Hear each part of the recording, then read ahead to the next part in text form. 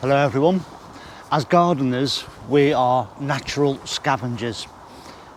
If a neighbour is throwing a piece of wood out into the bin or getting rid of it, we'll pick it up because we know we can edge a bed with that, or we can fix a compost heap or use it some other way. And in the same respect, we do this all the time in the garden. We recycle things. You might have a hanging basket or a trough that the plants have long since passed the best, and the plants will go in the compost heap. The compost, you'll probably, if you're anything like me, you will reuse it for another purpose or mix it with more feed and continue to use it. And this follows on in the soil itself. All the microorganisms in the soil continually repurpose and reuse everything that's in there, and they're living in there and they're going to the toilet in there, and something else will come along and reuse and repurpose this, and so the cycle of life carries on.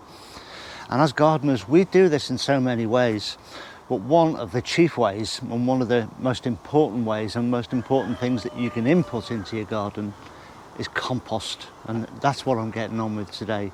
So let's go and have a look the other side of the big tunnel, and I'll show you something. So this morning I came down to the plot with my lawnmower and I mowed all the edges of the car park, which there's grass creeping in, and a couple of the one of the grass paths. Get all this lovely fresh green growth, and at this time of the year this is particularly valuable. Now I rate grass clippings very highly because there is nothing to my mind that will heat up a compost heap quite as quickly as this will do. And once you're heating up a heap, this will disappear into the heap very quickly.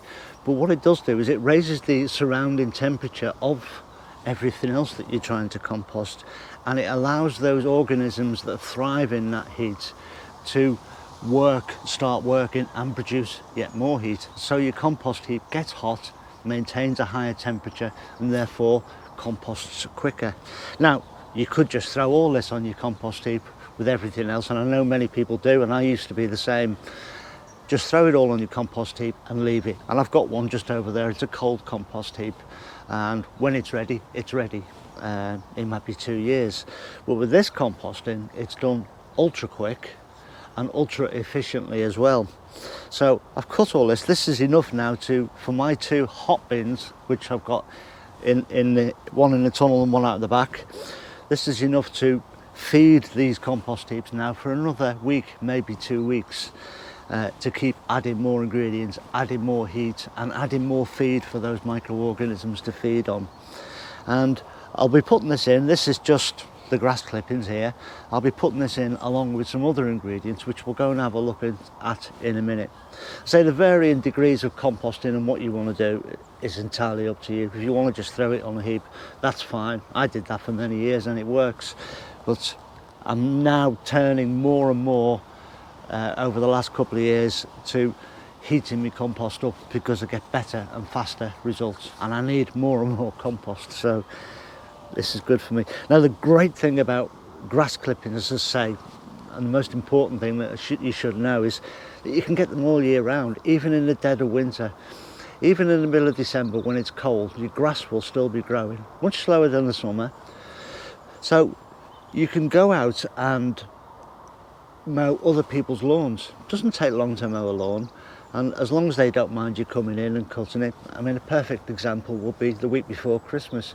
People want the house tidy for guests to come in, go round and cut the lawn. They long since stopped cutting the grass.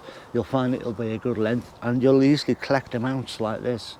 And another good tip is, if you're in the UK especially, with local councils, they tend to rough cut grass, and they leave it at a height where, if that was in our garden, we'd be thinking, our grass needs cutting, so go and cut it, as long as it's safe to do so. Obviously, you don't want to be 2 foot from a main road with lorries hurtling past.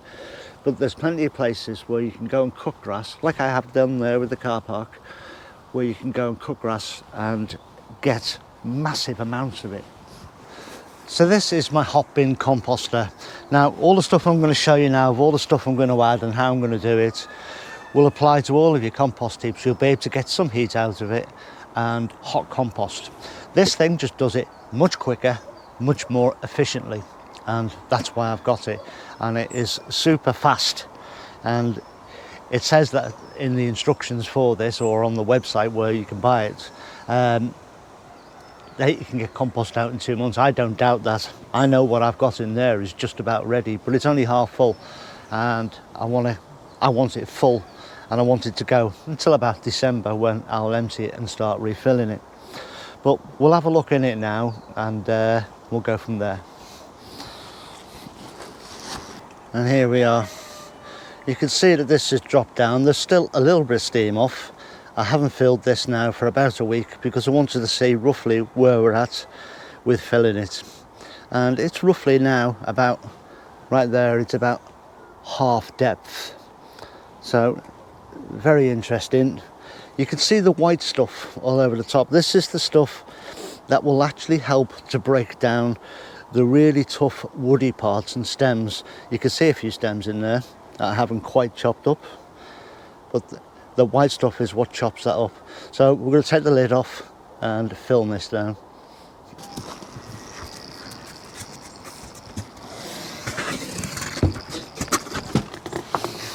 So I've got a pile of green vegetative, I've got a pile of green stuff here, and there's old tomato plants in the little tunnel.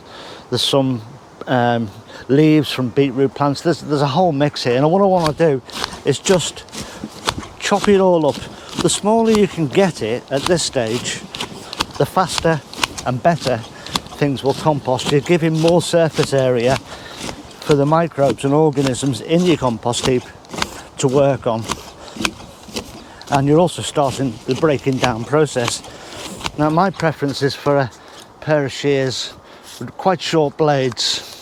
That's what I've always used. I found the bigger ones with the much longer blades, they're probably that long. I find they're much more awkward to use. So I find these sort of pincer, these tinier blades much easier and quicker to use. And it doesn't take long to go through this, just to chop it up roughly, and then I'll just turn this over and do the bottom of it as well.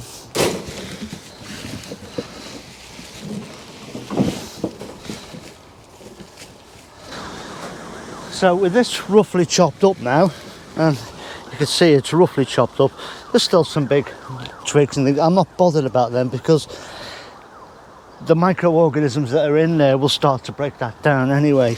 But what I've got there is a larger surface area on the material for it to break down quicker.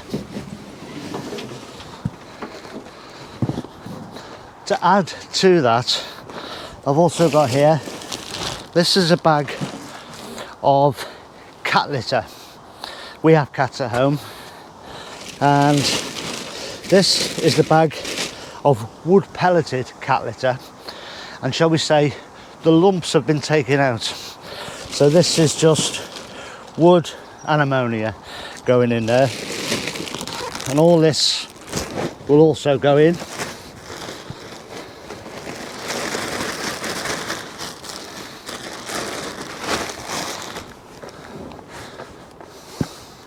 And all I'm doing is I'm just rough mixing it. I'm not trying to aerate it all or mess around with it too much. Also, what I've got here, these are some bottoms of the stems of tomato plants that I've pulled out of that tunnel, roots, soil and all, and I'm just going to chuck them in because you want some reasonable sized lumpy bits in there, because it creates air pockets, and it also creates a diversity within your compost heap for the organisms that will be in there breaking stuff down. So I'll just put this in as a layer like that. Next thing I've got, as you've already seen, is a layer of the grass cuttings, and again I'm just roughly spreading it around.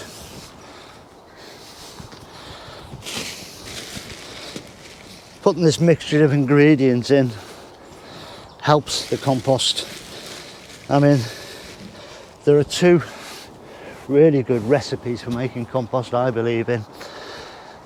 One is grass clippings and cardboard. I think it makes a fantastic compost, and it does it really quick. You want a high proportion of cardboard to the grass though. You want about 90% cardboard if you can get hold of as much. But don't forget, things like supermarkets, get rid of it.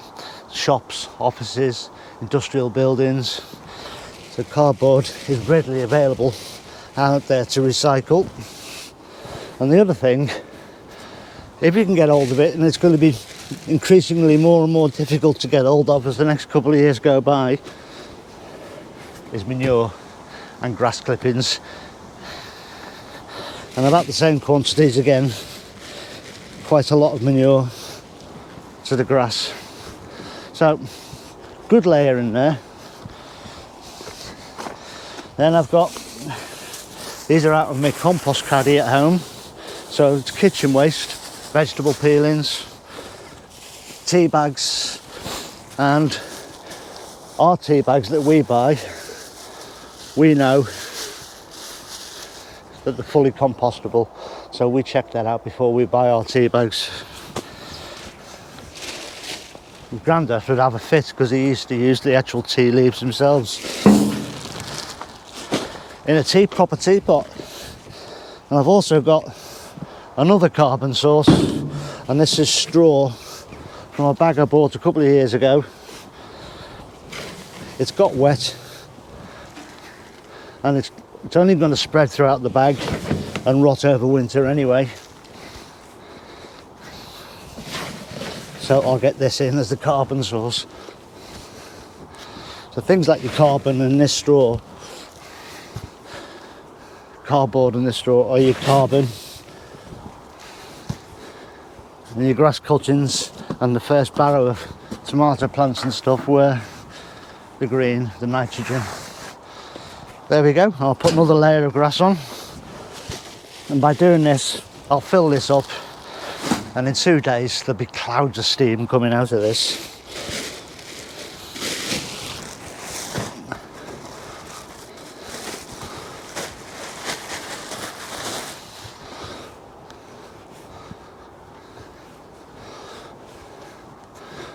There we go. So very quickly, that's now 6 inches from the top, and I'll very quickly fill that up through this morning.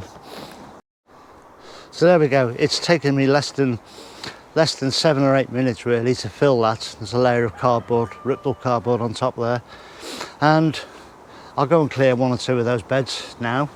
Just rip it out and bring it up into the barrow, chop it up, and I'll fill this bed off.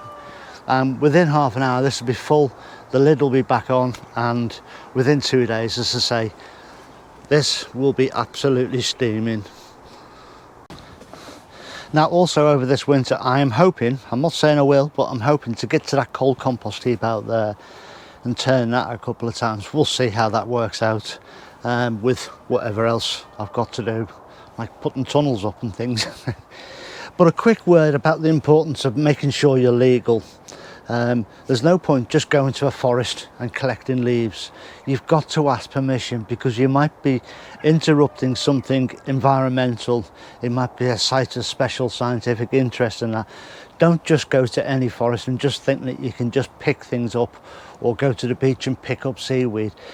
A quick phone call will give you permission, and it will be logged, and you're then safe. Just ask, is it okay? Are there any environmental impacts that they can think of that might stop you doing it? And it just takes a quick call, or to go and ask on somebody's, you know, if somebody's got a big grounds or something, or a field that looks fallow, would they mind if you go and cut the grass? Would that upset them?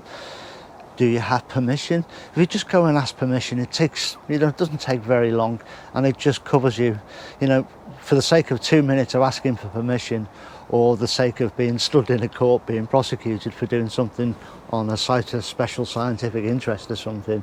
You know, you have got to be careful with that. So do make sure you've got permission, and go and scavenge all these things. Scavenge away all through the winter whilst you're not gardening as much as you will do through the summer. Stay active, but prepare for the spring, produce some compost that you can use next spring, and you'll feel so much the better for it. And you're getting out and getting exercise and keeping yourselves warm as well, which is really good. You know, there's nothing better than, for me, you know, on a cold day like it was just before, chopping up all that stuff. It soon warms you up, and it's fantastic, and you're out in the fresh air. So do scavenge, but do it safely and do it legally as well. Look after yourselves, everyone. Please stay safe. I'll see you all very, very soon. Ta-ra now.